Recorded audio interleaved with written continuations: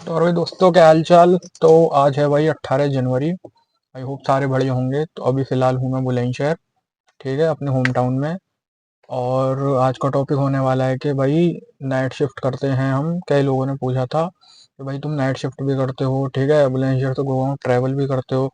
तो उसके बाद जो तुम ट्रैवल करते हो दोबारा के शिफ्ट करने के बाद गुड़गांव से जब आप बुलंदशहर जाते हो, तो नाइट ड्राइव कितनी सेफ है। मतलब बहुत लोगों ने पूछा है कि भाई आप रेस्ट लेते हो या डायरेक्ट निकलते हो, रूम पे जाते हो, सोते हो। तो आज इसी टॉपिक के ऊपर बात करेंगे। तो सीधा सीधा सिंपल ये है मेरा कि जब आप अपनी नाइट शिफ्ट करने जाओ, देखो, दो तीन तरीके हैं नाइट शिफ्ट के बाद घर जाने के या ट्रैवल करने के। तो उसे ऐसे बांट लो कि अगर आपका ट्रैवल 2 से 3 घंटे का है तो ओके है, ठीक है, नाइट शिफ्ट करने के बाद। और अगर आपको उससे ज़्यादा है तो उसके भी कई तरीके हैं, ठीक। जैसे मैं निकलता हूँ घर से अपना 5 बजे, 5 साढ़े 5 बजे, 8 बजे का अगर मेरा ऑफिस है तो 5 बजे निकलने के बाद मैं इजीली 8 बजे तक पहुंच जाता हूँ। मुझे कोई ट्रैफिक नहीं मिलता क्योंकि मैं पेरीफेरल से जाता हूँ। अगर दिल्ली से जाता जाता हूँ तो मुझे ट्रैवल में थोड़ी सी दिक्कत आती है, थकावट होती है। तो क्या करता हूँ मैं कि अपना पेरिफेरल से जाता हूँ और अपना 2-3 घंटे में ट्रेवल करके अपना ऑफिस पहुंच जाता हूँ, ठीक।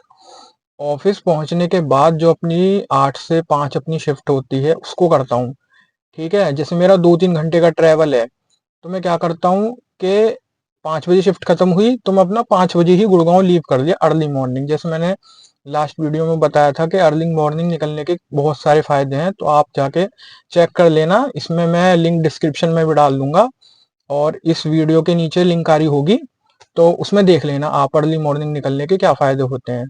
तो मैं अपना अर्ली मॉर्निंग निकल जाता हूँ। अब बात करते हैं जिनको लंबे टूर पे जाना है। मतलब कि जैसे मैं तो 2 से 3 घंटे में आ जाता हूँ।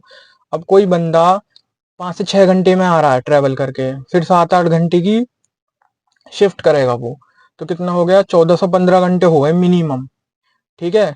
तो उसे उसके बाद क्या करना चाहिए, देखिए, मेरा जो खुद का ओपिनियन है और जो मैंने और बंदों को भी देखा है, तो मैं बताता हूँ कि आपको बेसिकली रेस्ट करना चाहिए आराम से 7-8 घंटे का, ठीक है।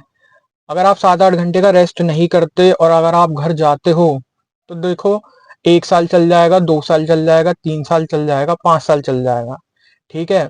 उसके बाद आपकी बॉडी जो है वो जवाब देने लगेगी कि नहीं, अब इतना घंटा शिफ्ट भी नहीं होगी, और शिफ्ट हो जाएगी तो फिर नींद पूरी नहीं होगी। और बेसिकली बताऊं मैं, तो अगर नींद पूरी नहीं होती तो वो नियरली इक्वल टू है ड्रिंक एंड ड्राइव टू। मतलब कि जितना नशा ड्रिंक करने में होता है उतना ही नशा आपका नींद का होता है, ठीक। उसके उसके बाद लॉन्ग पीरियड तक आप नहीं कर पाओगे। अगर आपको लॉन्ग पीरियड तक करना है तो उसके बाद क्या करना होगा, आपको आपको चाहिए कम से ना कम भी 2 बंदे।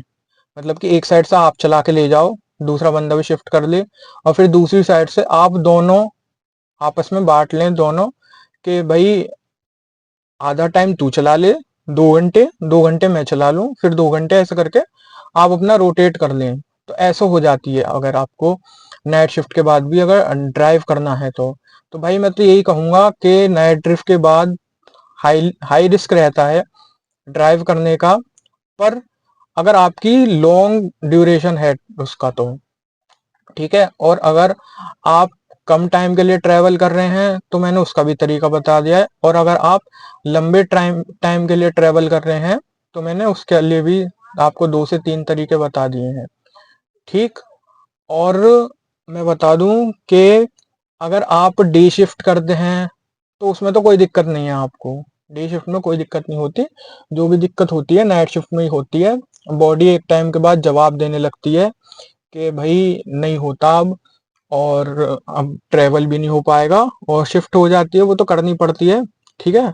तो बेसिकली यही था आज का टॉपिक, और इसके बारे में मैंने बोल दिया। कई सारे लोगों का सवाल था और ये वीडियो मैं पहुंचा दूंगा उन तक जिन जिन का भी सवाल था, और ये सारे जवाब मैंने दे दिए हैं, ठीक है। तो मिलते हैं आपसे नेक्स्ट वीडियो में, तब के लिए बाय बाय।